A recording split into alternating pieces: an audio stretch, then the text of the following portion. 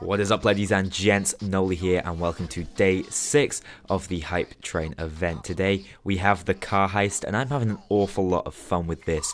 So I've been trying to solo stealth it on Death Wish, which is so hard, specifically because of the placement of one guard. I've managed to kill him once and been clean through toward the end of the heist, but I managed to slip up. It's quite a hard mission, especially solo Death Wish, and especially without slaying a lot of civilians, but I'm working on it, and hopefully I can come out with a guide. Now, as far as the car heist mission is concerned, it's got an awful lot to it. In itself, it's a stealth-only, not overly complex heist, but when you get down into it, and you're stealing a car, and you're actually driving that car, thank God, I'm so glad they've made use of this. It's an awful lot of fun, and I call it a chase sequence. Really, you're just racing against the clock. It's loads of fun. Now, the car itself doesn't control exceptionally well, but that in itself is interesting. It drifts a lot. It feels a lot like the driving in GTA, if I'm going to be honest, if a slightly more primitive version.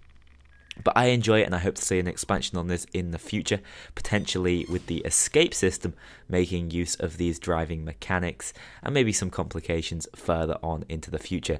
As far as the heist is concerned, I don't want to talk about it too much.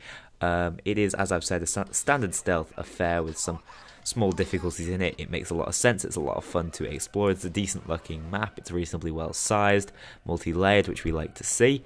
However, it's very susceptible to the ECM rush technique you're seeing here, as I do the Gone in 240 seconds achievement, which is pretty damn easy. Just your standard ECM rush, can be soloed. As long as you min-match your positionings, you can do it under 4 minutes. To do this, I recommend you do this on either normal difficulty or hard difficulty, simply because your time to escape is a little longer on these difficulties. Do bear in mind, on Death Wish, you can't ECM rush solo, but in a team, the potential is still there, and I think that's a shame. But you may well struggle. So hopefully the Death Wish difficulty will save this heist and make it the proper stealth heist it should be. Otherwise, though, I really enjoy it. As long as you limit yourself the way you want to, but you play it the way you want to, you can get an awful lot of fun out of this. And as I've said, a real challenge on Death Wish, especially soloing. So go out there, check out the car heist. It's a totally free heist.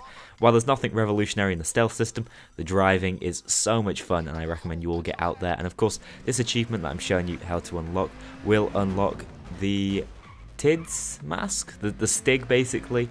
Admittedly, Biker's helmet already looked like the Stig, but they thought they'd one-up that just a little bit, and I feel like there's a couple of Top Gear references going on right now, especially with what's going on with Jeremy Clarkson. But that's it for this video, guys. I hope you have enjoyed.